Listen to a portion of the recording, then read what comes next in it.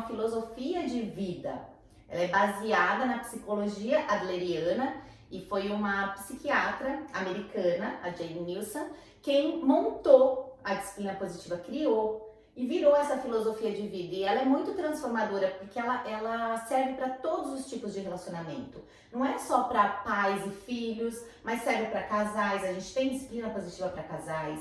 A gente tem disciplina positiva na sala de aula, no ambiente de trabalho. Por quê? Porque fala de relacionamento de pessoas.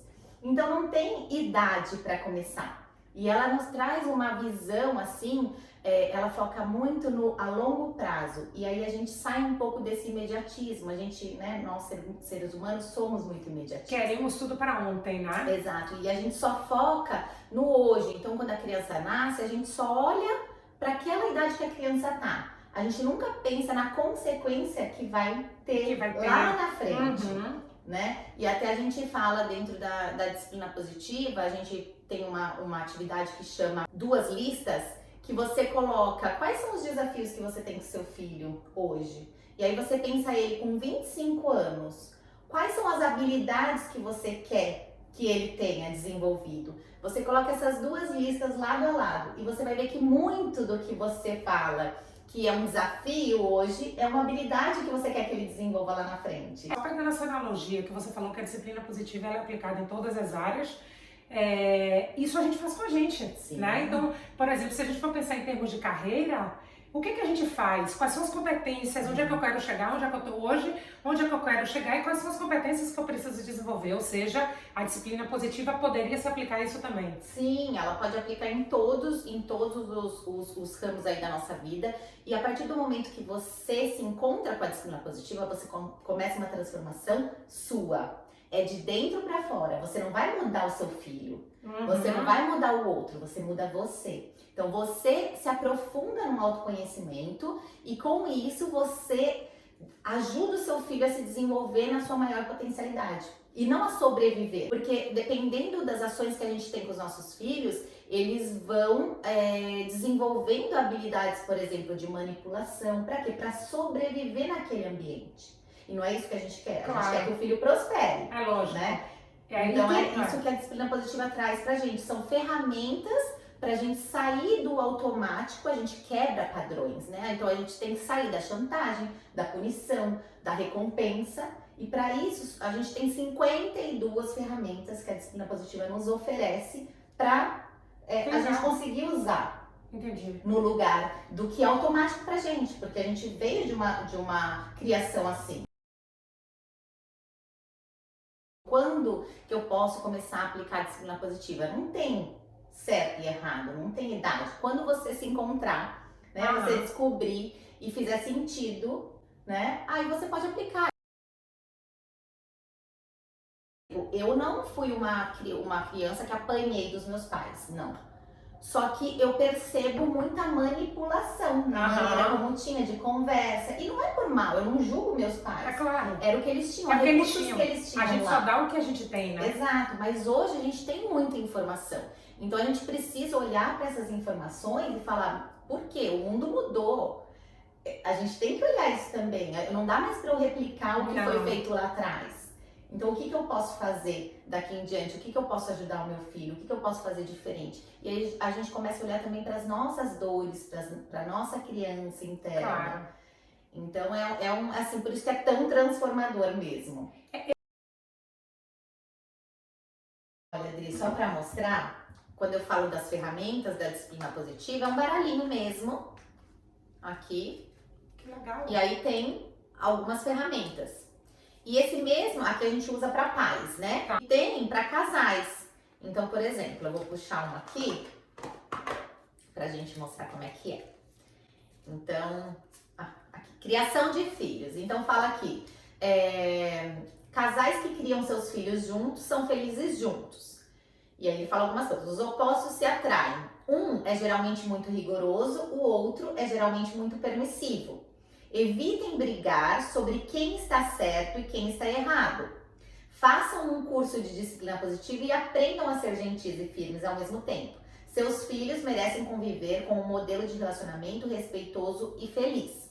Nós somos de duas famílias diferentes quando a gente casa, e aí a gente tem que entrar num consenso com a educação que a gente quer dar para os nossos filhos. E isso gera muita disputa. Agora, adianta ficar brigando? Não, tem que entrar num consenso. Uma das principais ferramentas é a reunião de família, e a gente sempre começa uma reunião de família apreciando, reconhecendo o que os membros da família têm de bom. Fizeram de bom. Isso faz tanta diferença. E no começo parece assim, o que eu vou elogiar? Por quê? Porque a gente sempre dá foco no que a pessoa tem de negativo, de errado. É verdade. E quando a gente muda esse olhar, tudo muda.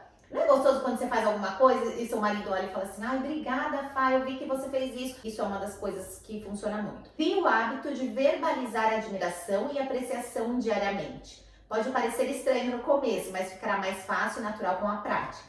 Observe e escreva sobre a diferença que isso causa em seu relacionamento.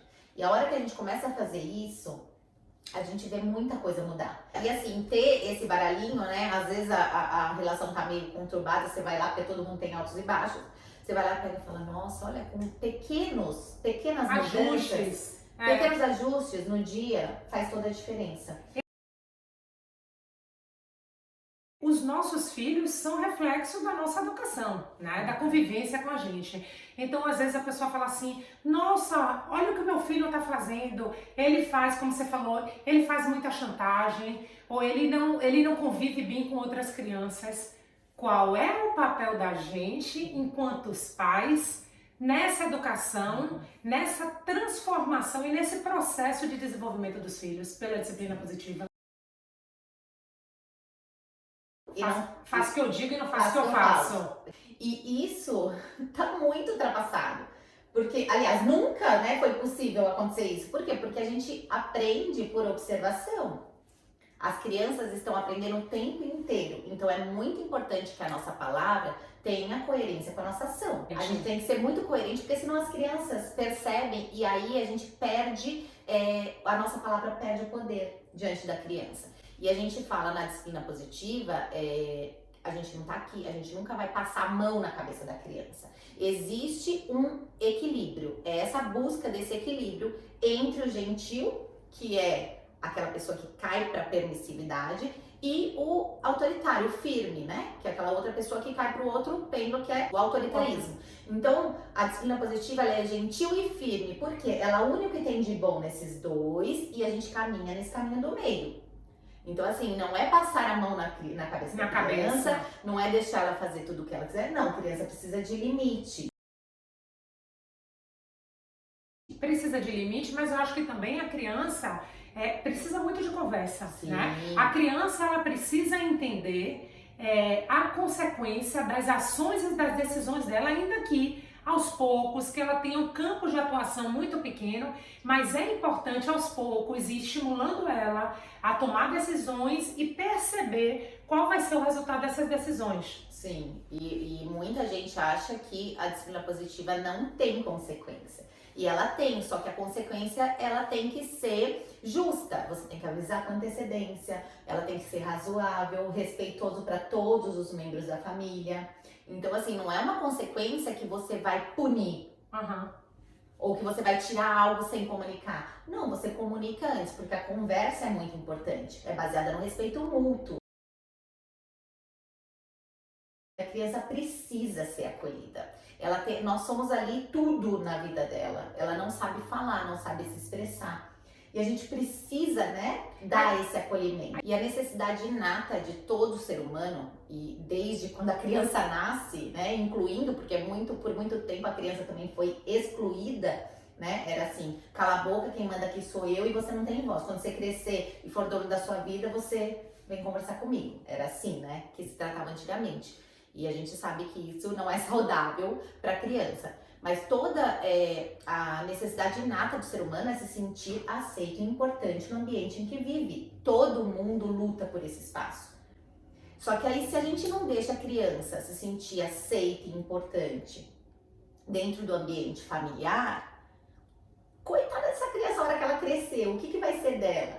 E uma coisa que é importante puxar nessas mães maduras, que muito provavelmente, até por conta do trabalho, vão terceirizar a criação dos filhos, é importante ter muita clareza, né, com a pessoa que vai deixar essas crianças.